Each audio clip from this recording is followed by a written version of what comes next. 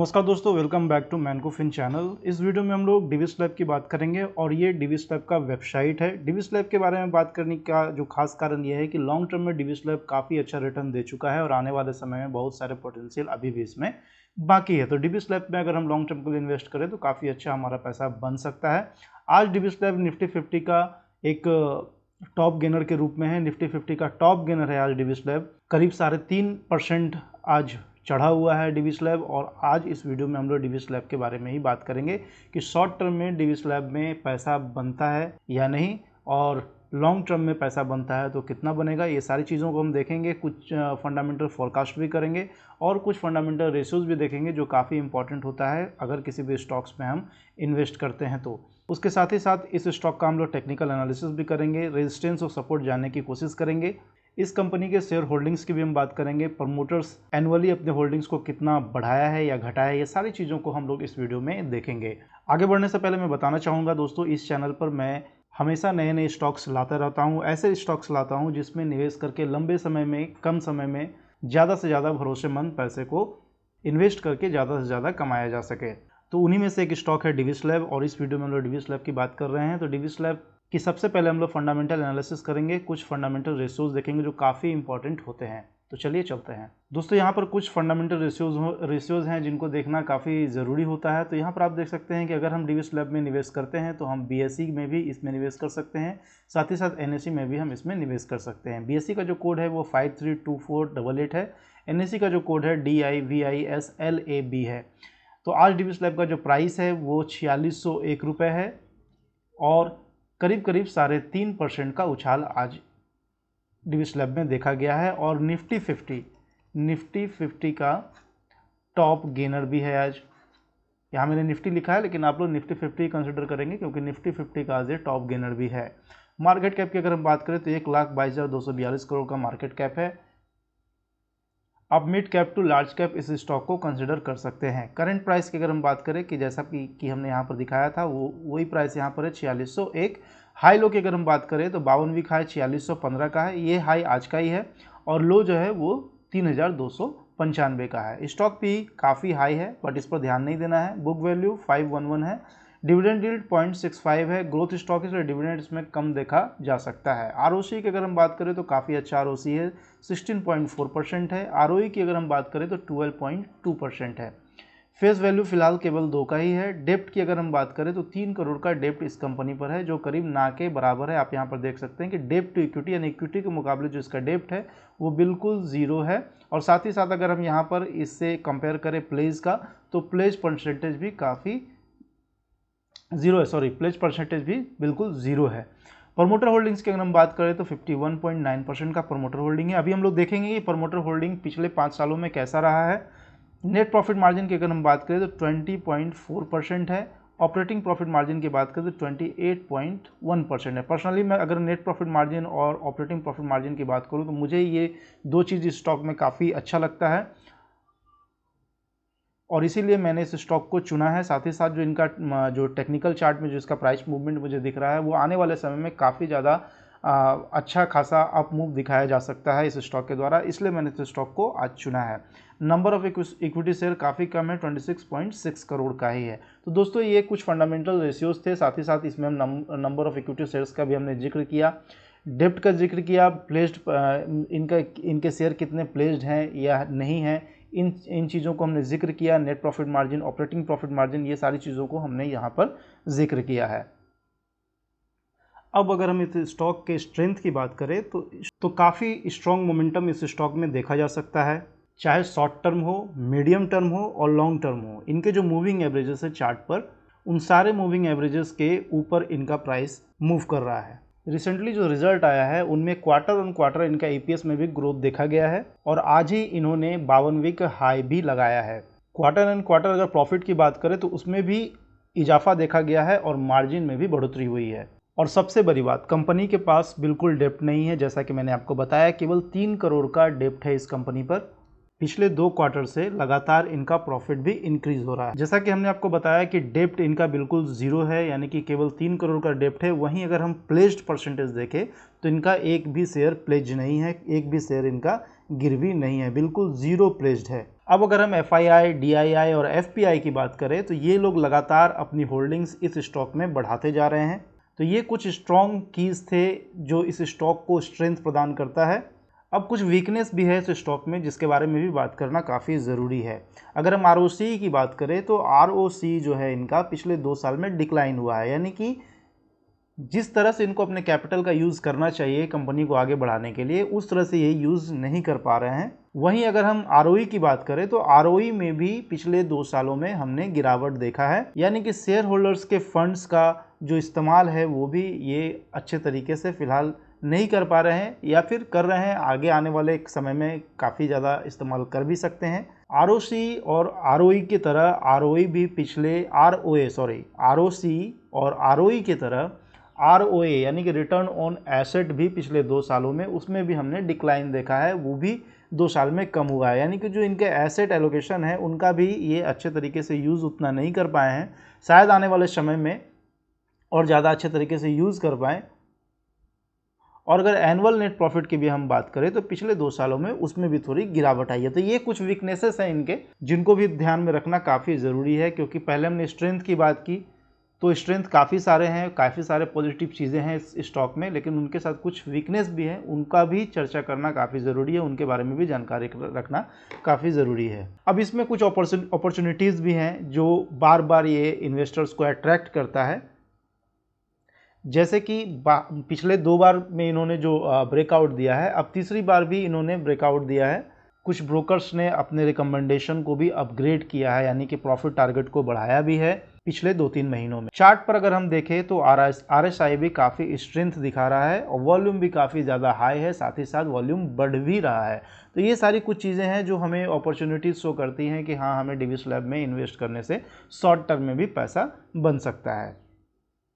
हम लोग चार्ट पर चलेंगे, वहाँ पर जानेंगे क्या शॉर्ट टर्म में क्या अपॉर्चुनिटीज़ हैं और लॉन्ग टर्म में क्या अपॉर्चुनिटीज़ हैं। लॉन्ग टर्म में तो काफ़ी ज़्यादा अपॉर्चुनिटीज़ है, लेकिन शॉर्ट टर्म में भी हमें कुछ फोरकास्ट करनी है, वहाँ पर कुछ रेजिस्टेंस और सपोर्ट की बातें करनी है चार्ट पर। इसीलिए आप वीडियो पर ज़रूर बने रहें, क्योंकि अगर आप वीडियो बने रहेंगे तो ही आप A to Z सारी बातें सुन पाएंगे, जान पाएंगे। अब अगर हम इसके अर्निंग फोरकास्ट की अगर हम बात करें तो सितंबर 2023 में क्वार्टरली जो इनका EPS था वो 13 था, जबकि एस्टिमेट EPS था 16।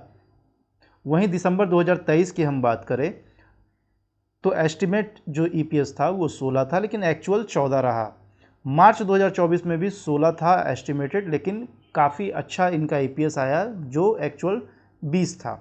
अब 2024 और अब अगर नेक्स्ट क्वार्टर जून 2024 और सितंबर 2024 की बात करें तो अनुमानित यानी कि एस्टिमेटेड अगर हम EPS की बात करें तो 17 और 19 का अनुमान लगाया जा रहा है। तो ये क्वार्टरली की बात थी। अब अगर हम एनुअल की बात करें, एनुअल EPS इनका 2022 में 102 अनुमानित था, लेकिन एक्चुअल 112 रहा इनका। 2030 में अनुमानित था 70, लेकिन 69 एक्चुअल रहा। मार्च 2024 में इनका जो अनुमानित था वो 58 था EPS, मैं यहाँ EPS की बात कर रहा हूँ, और एक्चुअल जो इनका EPS आया था वो 60 आया था। अब 2025 में जो है 78 का अनुमान है और 2026 में 97 EPS का अनुमान है। अब एनुअली अगर नेट प्रॉफिट की हम बात करें, जैसा कि हमने आपको बताया था कि इनके नेट प्रॉफिट में भी थोड़ा डिक्लाइन देखने को मिला है, तो उस हिसाब से अगर हम देखें तो 2022 में इनका जो अनुमानित नेट प्रॉफिट था वो 2720 करोड़ का था, लेकिन एक्चुअल जो नेट प्रॉफिट आया था वो बढ़कर आया था 2960 करोड़। वहीं 2023 में अगर हम बात करें तो 1863 अनुमानित था, लेकिन वो घट गया था, और घटने के बाद जो एक्चुअल जो उनका नंबर आया था नेट प्रॉफिट का वो 1823 करोड़ था। तो यहाँ पर हम देख सकते हैं कि 2022 के मुकाबले 2023 में इनका जो नेट प्रॉफिट है वो घट गया।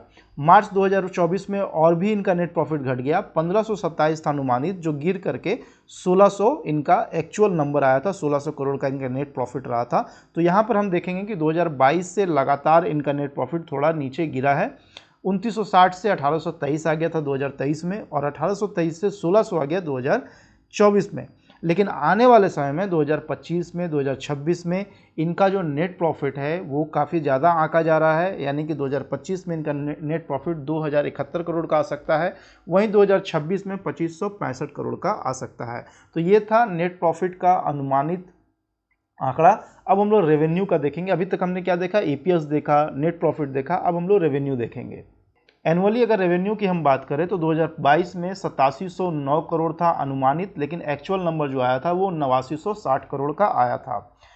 वहीं 2023 में अगर बात करें तो 7658 करोड़ का अनुमानित था, लेकिन जो एक्चुअल था वो 7768 करोड़ का आया था। 2024 में वहीं 7683 करोड़ अनुमानित था, लेकिन बढ़कर आया था इसका नंबर जो 7845 करोड़ था। तो 2022, 2023 और 2024 का अगर हम आंकड़ा देखें रेवेन्यू का तो बहुत ज़्यादा उछाल नहीं देखा गया है, लेकिन 2025 में और 2026 में काफ़ी ज़्यादा रेवेन्यू आने का अनुमान लगाया जा रहा है, जो 2025 में 9081 करोड़ का और 2026 में 10,529 करोड़ का रेवेन्यू आने का अनुमान है। इस कंपनी के शेयर होल्डिंग पैटर्न की अगर हम बात करें तो 22.2% DII ने होल्ड कर रखा है, 14.68% FII ने होल्ड कर रखा है, 11.19% पब्लिक ने होल्ड कर रखा है और 51.92% प्रमोटर्स ने होल्ड कर रखा है। प्रमोटर होल्डर्स की अगर हम बात करें तो मार्च 2023 से मार्च 2024 तक में कोई खास बदलाव नहीं देखा गया है, यानी कि मार्च 2023 में 51.94% था और अभी मार्च 2024 में 51.92% है। FII ने भी मार्च 2023 से मार्च 2024 में अपने इन्वेस्टमेंट में कोई बदलाव नहीं किया है। 14.67 इनका होल्डिंग था मार्च 2023 में और मार्च 2024 में 14.68% है। DII की होल्डिंग्स में थोड़ी चेंजेस आई हैं। मार्च 2023 में 21.07 था और धीरे धीरे हर क्वार्टर में इन्होंने बढ़ाया है और मार्च 2024 में लास्ट इनका जो इन्वेस्टमेंट है वो 22.2% है। पब्लिक होल्डिंग इस कंपनी में थोड़ी घटी है। पब्लिक होल्डिंग की अगर बात करूं तो मार्च 2023 में 12.31 था, जो धीरे धीरे घट करके मार्च 2024 में 11.19 रह गया है। तो ये था दोस्तों कुछ होल्डिंग पैटर्न्स। अब हम लोग थोड़ा इनके annual profit and loss statement को देखेंगे, उसके बाद हम लोग चलेंगे चार्ट पर और चार्ट पर जाने की कोशिश करेंगे कि शॉर्ट टर्म में, मिड टर्म में, लॉन्ग टर्म में स्टॉक कैसा परफॉर्मेंस कर सकता है। उस आधार पर हम या आप डिसीजन लेंगे कि हमें इस स्टॉक में कब निवेश करना है, कब निकलना है। हम इस वीडियो के माध्यम से अपनी ओपिनियन रख रहे हैं, आप कमेंट के माध्यम से अपनी ओपिनियन जरूर दीजिएगा। तो चलिए चलते हैं annual profit and loss statement की तरफ। Annual profit and loss statement की अगर हम बात करें तो इसमें जो मोस्ट ऑफ द इम्पॉर्टेंट है वो सेल्स है और नेट प्रॉफिट है। तो सबसे पहले हम लोग सेल्स की बात करेंगे। तो सेल्स जिस तरह से हमने आपको बताया कि इनके रेवेन्यू में बहुत ज़्यादा उछाल देखने को नहीं मिला है और नेट प्रॉफिट भी जो है पिछले 2 सालों में डिक्लाइन हुआ है। तो इन सब चीज़ों को मैंने पहले ही कवर कर दिया, आप लोगों को बता दिया, लेकिन फिर भी पिछले 10 सालों का, 8 सालों का सेल्स और रेवेन्यू, सेल्स और नेट प्रॉफिट देखना काफ़ी ज़रूरी होता है। तो थोड़ा उसके बारे में भी हम लोग इस वीडियो में चर्चा करेंगे, देखेंगे, जानेंगे कि किस तरह से इन्होंने अपने सेल्स को बढ़ाया है, घटाया है और आगे भी जो आने की उम्मीदें हैं, जो फोरकास्टिंग है EPS की, रेवेन्यू की और नेट प्रॉफिट की, उसके बारे में भी हमने चर्चा किया है। तो ध्यान से इस वीडियो को ज़रूर देखें क्योंकि निवेश का मामला है। निवेश करने से पहले इन सारी चीज़ों पर ध्यान देना काफ़ी ज़रूरी है और most of the important part of this video कि टेक्निकल एनालिसिस जो है, जितना फंडामेंटल एनालिसिस ज़रूरी है उतना ही टेक्निकल एनालिसिस भी ज़रूरी है। आप फंडामेंटल एनालिसिस से एक अच्छे स्टॉक को पिक करते हैं, लेकिन कब लगाना है, कब निकलना है, कब एंट्री करनी है, कब एग्जिट करनी है, वो सिर्फ टेक्निकल एनालिसिस से, चार्ट पर ही पता चलता है। और हमारे जो शॉर्ट टर्म भाई हैं, जो शॉर्ट टर्म ट्रेडिंग करते हैं, शॉर्ट टर्म इन्वेस्टमेंट करते हैं, उनके लिए तो टेक्निकल एनालिसिस काफ़ी मस्ट है। तो चलिए फिलहाल हम लोग प्रॉफिट एंड लॉस स्टेटमेंट की बात कर रहे हैं। तो यहाँ पर अगर सेल्स की हम बात करें तो ऊपर वाला जो रो है वो सेल्स का है और यहाँ पर मार्च 2013 में जो इनका सेल्स था वो 2145 करोड़ का था, जो बढ़ करके पिछले 10 सालों में 2024 में 7845 करोड़ हो गया। तो करीब करीब यहाँ पर जो है 3 गुना, 3.5 गुना का इजाफा देखा गया है पिछले 8 सालों में। अगर वहीं प्रॉफिट की अगर हम बात करें, नेट प्रॉफिट की, तो 602 करोड़ था 2013 में, जो आज के डेट में बढ़ करके 2024 में 1600 करोड़ हो गया है। तो यहाँ भी करीब करीब 3 गुना का इजाफा देखने को मिला है प्रॉफिट में। बीच में इनका प्रॉफिट काफ़ी ज़्यादा बढ़ गया था। आप देख सकते हैं कि 2022 में 2960 करोड़ तक इनका प्रॉफिट, नेट प्रॉफिट चला गया था, यानी कि यूँ कहें तो 5 गुना के आसपास इनका नेट प्रॉफिट चला गया था। तो देखो प्रॉफिट है, घटता बढ़ता रहता है। मेन हमारा होता है रेवेन्यू।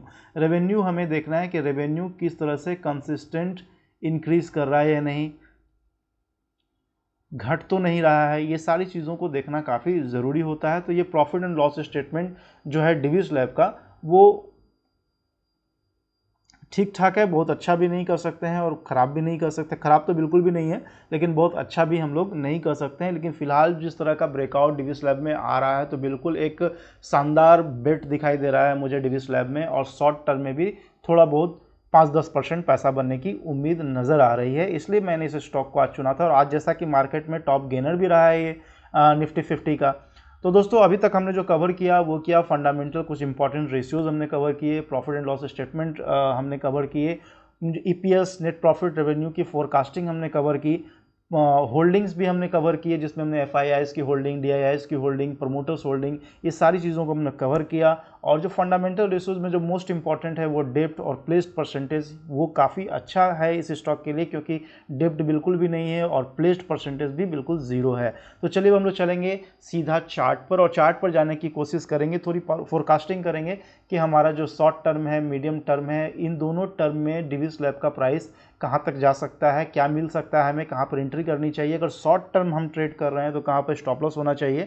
ये सारी चीज़ों को हम लोग अभी चार्ट पर कवर करेंगे। और जो लॉन्ग टर्म निवेश करना चाहते हैं, बिल्कुल डिविस लैब में अगर आपका पहले से होल्डिंग है तो बिल्कुल बने रहें, लंबे समय के लिए बने रहें, काफ़ी अच्छा रिटर्न आपको आने वाले समय में मिल सकता है। और जिन्होंने अभी तक इन्वेस्टमेंट नहीं किया है उनको मैं कहूँगा, मेरी ओपिनियन है कि इन्वेस्टमेंट किया जा सकता है, लेकिन सिर्फ मेरे ओपिनियन पर आप बिल्कुल भी निवेश ना करें। आप अपने लाइसेंस्ड एडवाइजरी फर्म से एडवाइस लेकर के ही किसी भी स्टॉक में निवेश करें। मेरे चैनल के किसी भी वीडियो को देख करके किसी भी स्टॉक में डायरेक्ट निवेश ना करें, क्योंकि यहाँ मैं किसी भी तरह का रिकमेंडेशन या पिक नहीं दे रहा हूँ। बिल्कुल मैं इस वीडियो के माध्यम से अपनी ओपिनियन रखता हूँ, ये एजुकेशनल वीडियो है, और आप भी कमेंट के माध्यम से अपनी ओपिनियन ज़रूर रखें, ताकि हमारा नॉलेज भी आपसे बढ़े और आपका नॉलेज भी हमसे बढ़ता रहे। तो चलिए हम लोग चलते हैं टेक्निकल चार्ट की तरफ।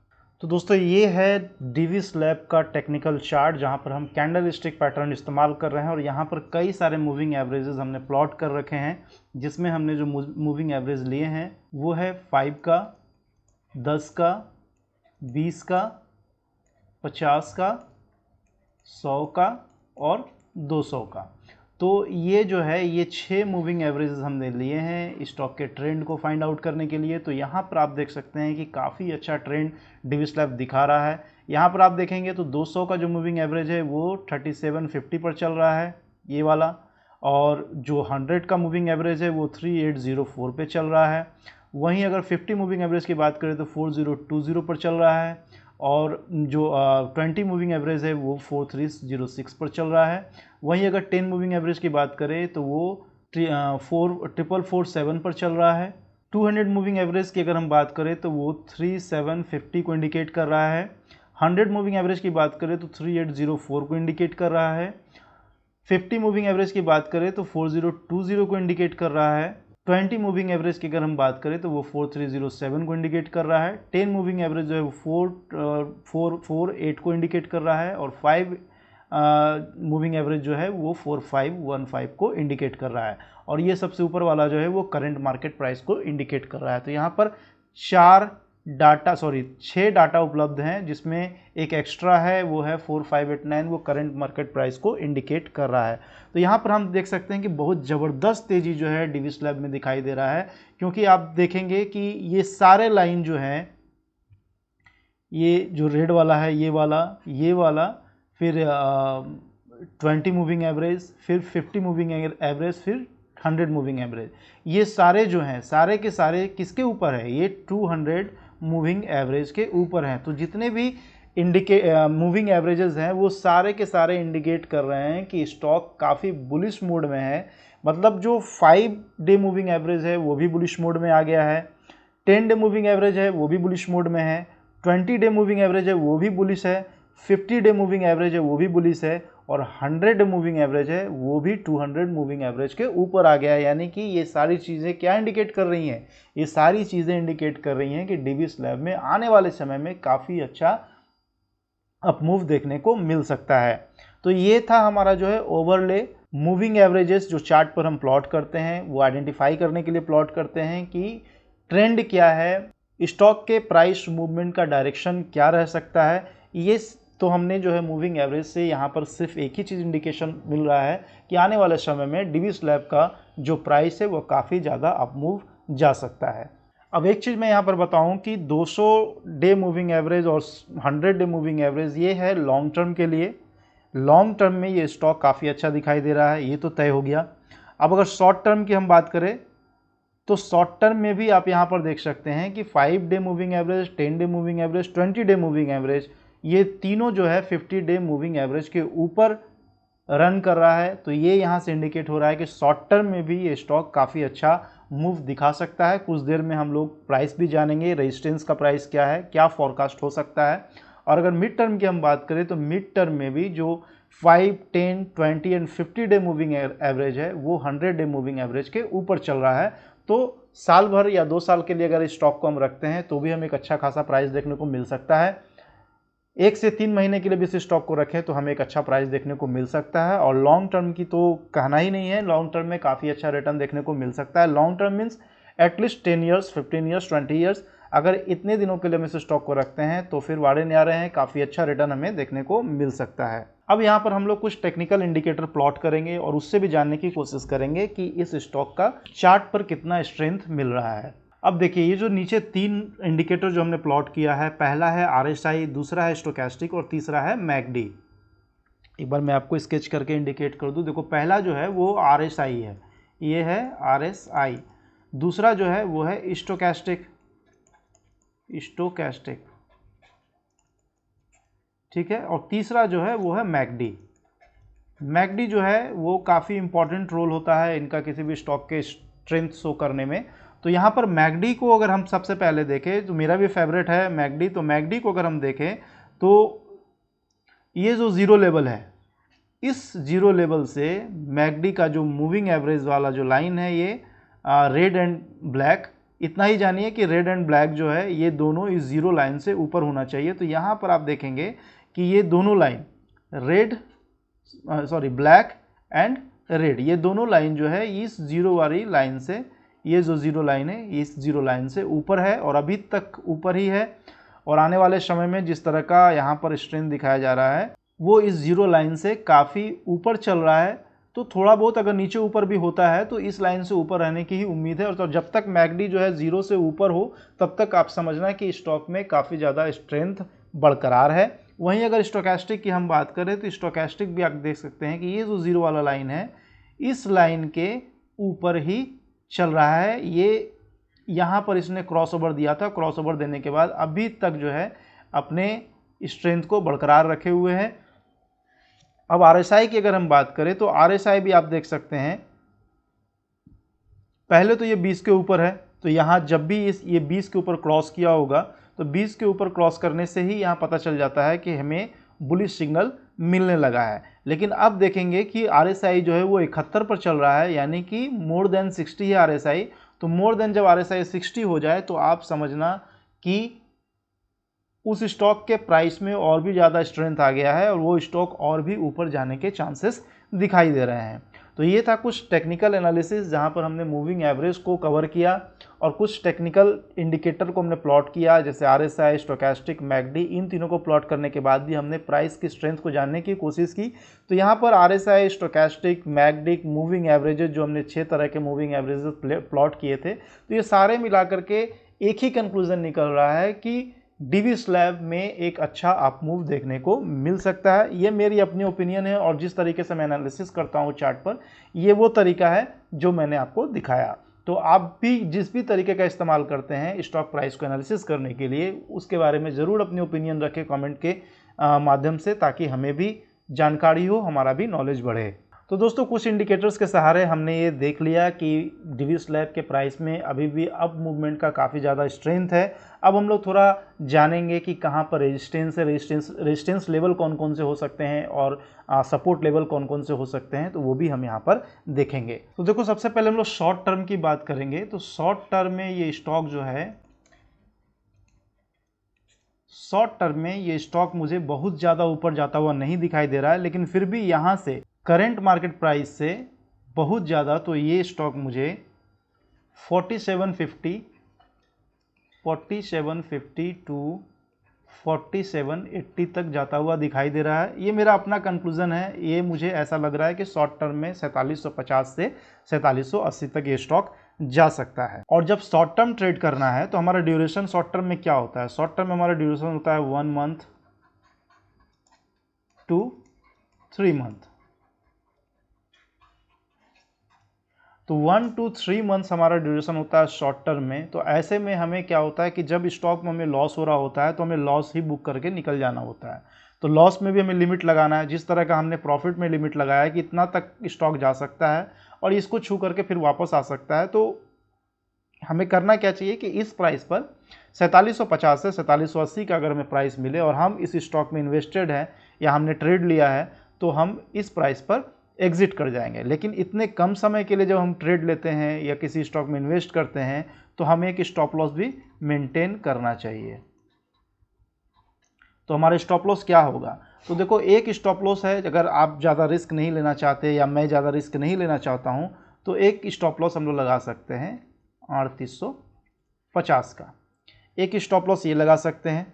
और जो दूसरा स्टॉप लॉस है वो स्टॉप लॉस हम लोग लगाएंगे मिड टर्म के लिए, अगर हम साल से 2 साल के लिए इस स्टॉक में इन्वेस्टेड रहेंगे तो उसके लिए। तो ये स्टॉप लॉस किसके लिए है? ये स्टॉप लॉस है शॉर्ट टर्म के लिए। अगर शॉर्ट टर्म के लिए हम इस स्टॉक में निवेश कर रहे हैं तो 3850 का एक स्टॉप लॉस मेंटेन करके, थोड़ा स्टॉप लॉस प्रॉफिट के मुकाबले बड़ा है लेकिन संभावना प्रॉफिट के होने के ज़्यादा चांसेस हैं, क्योंकि स्टॉक है, मार्केट है, थोड़ा उतार चढ़ाव बना रहेगा और इस उतार चढ़ाव के बीच में अपना प्रॉफिट तो कवर करना ही है। तो प्रॉफिट का मार्जिन थोड़ा हम यहाँ पर कम रख रहे हैं और स्टॉप लॉस का मार्जिन हम थोड़ा यहाँ पर ज़्यादा रख रहे हैं, क्योंकि ऐसा ही निकल करके आ रहा है। तो 4750 से 4780 का हमारा प्रॉफिट टारगेट होगा और स्टॉप लॉस जो है वो 3850 का होगा। अब अगर हम मिड टर्म की बात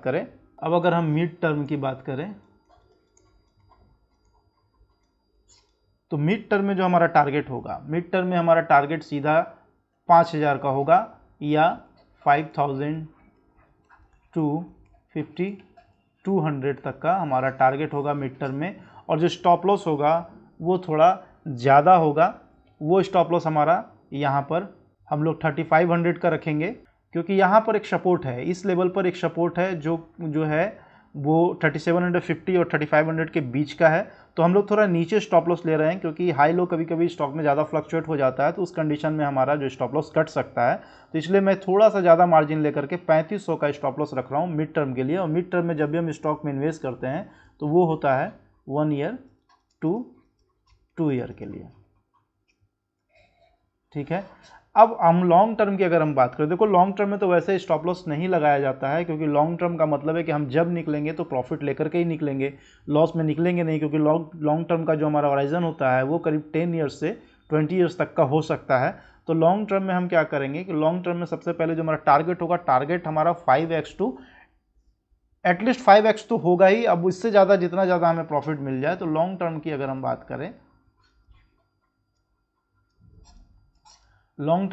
बात करें, तो हमारा जो होल्डिंग पीरियड होगा वो at least 10 years to 15 to 20 years होगा। और जो हमारा प्रॉफिट टारगेट होगा वो मिनिमम क्या होगा? मिनिमम 5x होगा और 5x टू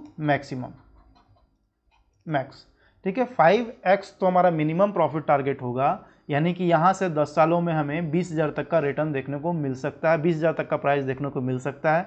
हो सकता है मे बी स्टॉक बीच में स्प्लिट कर जाए, बोनस प्रोवाइड करा दे तो स्टॉक का प्राइस कम हो जाएगा, लेकिन रेशियो वही रहेगा कि यहाँ से 5 गुना तक का हमें रिटर्न मिल सकता है आने वाले लंबे समय में, 10 से 15 सालों में। और अगर फिर भी अगर हम स्टॉप लॉस लगाना चाहते हैं तो यहाँ से हमें 50% डाउन, यानी कि करीब यहाँ से हमें 2200-2500 तक का एक स्टॉप लॉस लेकर के चलना है। तो यहाँ पर हम एक मान कर चलते हैं, एक मान कर चलेंगे, क्योंकि लॉन्ग टर्म में कुछ स्टॉप लॉस वगैरह तो होता नहीं है, ना ही कोई प्रॉफिट टारगेट होता है। तो फिर भी अगर बहुत हमारे मन में अगर कोई दुविधा है कि भाई कब तक होल्ड करें, कुछ तो नीचे एक लॉकिंग स्टेज होना चाहिए, तो वो लॉकिंग स्टेज क्या है? वो लॉकिंग स्टेज मैं मानकर चलता हूँ कि 2500 का एक स्टॉप लॉस हम लगा करके चल सकते हैं, या यूं कहें कि 2500 का जो लेवल है वो काफ़ी स्ट्रॉन्ग लेवल है। इस लेवल से अगर नीचे ये स्टॉक जाता है तो आने वाले समय में और भी गिरावट इस स्टॉक में आ सकता है, लेकिन इससे नीचे जाता हुआ स्टॉक तो दिख नहीं रहा है। लेकिन अगर कोई वैसा मार्केट में क्राइसिस आ जाए, कोई डिजास्टर आ जाए, तो उस वजह से मार्केट में गिरावट आ सकती है, जैसे कि हमने कोरोना में देखा था। तो उस कंडीशन में तो अगर मार्केट गिर रहा है, वर्ल्ड वाइड मार्केट गिर रहा है, तो कोई भी स्टॉक कितना भी मजबूत हो वो भी गिरेगा ही। तो लॉन्ग टर्म के लिए हमने क्या रखा है, टारगेट 5x का, 5x टू मैक्सिमम। और स्टॉप लॉस हम क्या रखेंगे, स्टॉप लॉस नहीं है, ये एक जो है ये हमारा सपोर्ट लेवल है, ये एक स्ट्रॉन्गेस्ट सपोर्ट लेवल है जिससे नीचे जाना इस स्टॉक का नामुमकिन जैसा है। नामुमकिन तो नहीं है, लेकिन नामुमकिन जैसा हम कह सकते हैं कि नामुमकिन जैसा उसके नीचे जाना बहुत ही इस स्टॉक के लिए मुश्किल है। अब कुछ जो है रेजिस्टेंस और सपोर्ट की बात हम लोग करेंगे यहाँ पर, कि कुछ रेजिस्टेंस और सपोर्ट भी हमें दिखना चाहिए कि कहाँ कहाँ रेजिस्टेंस और कहाँ कहाँ सपोर्ट है। तो यहाँ पर कुछ जो पॉइंट है उस पॉइंट को आप लोग चाहें तो नोट कर लें, और या फिर इस वीडियो को दोबारा देख करके आप ये कर सकते हैं। अगर हम फिबोनाची रेजिस्टेंस और सपोर्ट की हम बात करें तो क्या करेंगे, फिबोनाची रेजिस्टेंस की बात करें तो R1 जो है वो होगा 4498, R2 जो होगा यानी रेजिस्टेंस 2, रेजिस्टेंस 1, रेजिस्टेंस 2, R2 जो होगा वो होगा 4517, और R3 जो निकल करके आ रहा है वो है 4548। अब देखो यहाँ पर जो है ये जो प्राइस है वो 4588 है। जैसा कि वीडियो में मैंने पहले ही चर्चा किया था कि इस स्टॉक में एक बहुत अच्छा जो साइन मिला है वो इसने रेजिस्टेंस 3 को भी ब्रेक कर दिया है, रेजिस्टेंस 3 को भी इसने ब्रेक किया है। इस लेवल पर था, देखो ये जो है ये रेजिस्टेंस लेवल था और इसको इसने ब्रेक किया, और इस लेवल के ऊपर अभी ये स्टॉक जो है टिका हुआ है। तो इस लेवल को भी इसने ब्रेक कर दिया, यानी कि अब R4 आएगा, R5 आएगा, R6 आएगा, तो उतना ज़्यादा हमें जाने की ज़रूरत नहीं है। आप ये देखो कि R1, R2, R3 को क्रॉस कर गया स्टॉक, तो इस स्टॉक में कितना बड़ा स्ट्रेंथ होगा। वहीं अगर पिवट पॉइंट की अगर हम बात करें तो पिवट पॉइंट जो है वो 4467 है। तो देखो रेजिस्टेंस, सपोर्ट और पिवट पॉइंट ये हमेशा शॉर्ट टर्म के लिए निकाला जाता है, क्योंकि यहाँ पर हम लोग फिबोनाची रेजिस्टेंस और सपोर्ट निकाल रहे हैं। तो 4467 जो है इसका पिवट पॉइंट होगा। वहीं अगर सपोर्ट की हम बात करें तो S1 जो है वो 4436 होगा, S2 जो है 4416 होगा, S3 जो है वो अब 4385 होगा। तो देखो ये सारे सपोर्ट जो है ये तो कब का इस स्टॉक ने ब्रेक कर दिया, कभी ये रेजिस्टेंस था, आज के डेट में ये सपोर्ट हो गया। अब ये सारे जो रेजिस्टेंस निकल करके आए हैं ये भी अब क्या हो गया, ये भी अब इनके सपोर्ट हो गए हैं।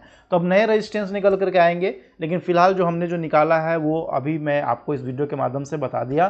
तो डिविस लैब के लिए हमने क्या क्या चीज़ें इस वीडियो में कवर की हैं वो हमने किया है फंडामेंटल एनालिसिस, जिसमें हमने फंडामेंटल रेशियोज बताए जो काफ़ी इंपॉर्टेंट होते हैं, जिसमें हमने डेप्थ और प्लेस परसेंटेज के बारे में बात किया, कुछ स्ट्रेंथ की और वीक की बातें हमने की इसमें, साथ ही ईपीएस की फोरकास्टिंग नंबर्स भी हमने यहाँ पर बातें की, इसके बारे में रेवेन्यूज़ और नेट प्रॉफिट के भी जो फोरकास्टिंग नंबर्स होते हैं उनके बारे में भी बात की, annual profit and loss statement को भी हमने देखा, शेयर होल्डिंग्स पैटर्न को भी हमने देखा, जहां हमने प्रमोटर्स की, एफआईआईज की, डीआईआईज की और पब्लिक होल्डिंग की हमने बात की। साथ ही साथ हम चार्ट पर आकर के तरह तरह के टेक्निकल एनालिसिस भी हमने देखा, जैसे मूविंग एवरेजेस को देखा, टेक्निकल इंडिकेटर्स को देखा, और अब लास्ट में हमने फिबोनाची रेजिस्टेंस और सपोर्ट को भी हमने देखा।